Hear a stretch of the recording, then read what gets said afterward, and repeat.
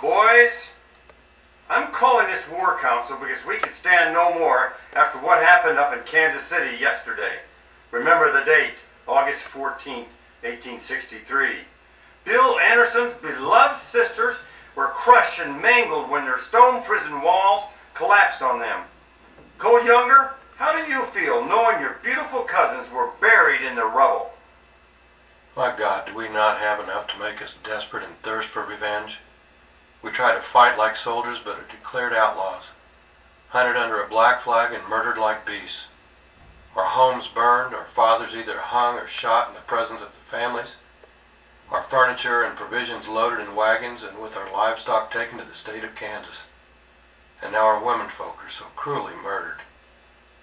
Lawrence, Kansas is the great hotbed of abolitionists in Kansas. Add the plunder stolen from Missouri, which will be found stored away in Kansas, I can promise you, and we can get more revenge and more money than anywhere else in the state of Kansas. Each of you get your boys ready to ride, but don't tell them their destination, as there are spies among us. Our scouts, John Nolan and Fletch Taylor, report that Lawrence is ripe for an attack. Those wide streets invite a cavalry assault, and it is lightly defended.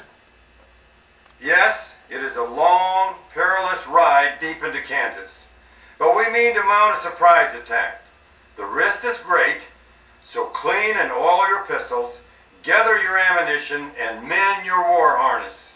Captain Anderson's and Todd, gather your men and meet me August 19th on the Blackwater River at the Pardee Farm. 19 August 1863. We have gathered 300 strong here on the Blackwater. Mount up and move west to Lone Jack. There we will eat and forage for our horses. Move on through the night until we reach the middle fork of the Grand River in Cass County. It feels good to be back home in Cass County. We know these prairies and timber like the back of our hand. Today is August 20th, and we ride west for Lawrence. Now, boys, welcome Colonel Hope, whose 100 men are joining us, and 50 of our Cass and Bates County friends. We are now 450 strong. It's 3 p.m. Saddle up in columns of 4. We should pass into Kansas south of Aubrey in about an hour. We will ride through the whole night. Boys, the sun is coming up on August 21st.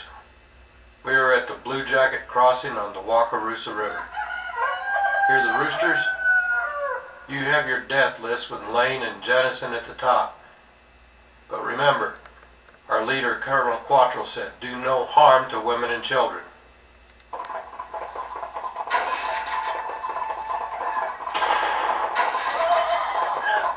You can do as you please. I'm going to Lawrence. The boys yelled at the top of the lungs as we rode down Massachusetts Street. Remember Jennison. Remember Osceola. Remember Butler. So I yelled, give the Kansas people a taste of what the Missourians have suffered at the hands of the Kansas Jayhawkers. Kill, kill, and you will make no mistake. We rode into the heart of Lawrence, up to the Eldridge Hotel, and burned it to the ground along with much of the town. Some of the men got drunk and the killing got out of hand. More than 150 men and boys lay dead, and women and children were screaming. Our lookout saw death from the east. It was about 9 a.m. Then I give the order to assemble on the south side of town to begin the ride back to Missouri. Riding south, the smoke of Lawrence filled the sky. We pushed our horses as hard as they could go. The heat was terrible, 100 degrees in the hot August sun.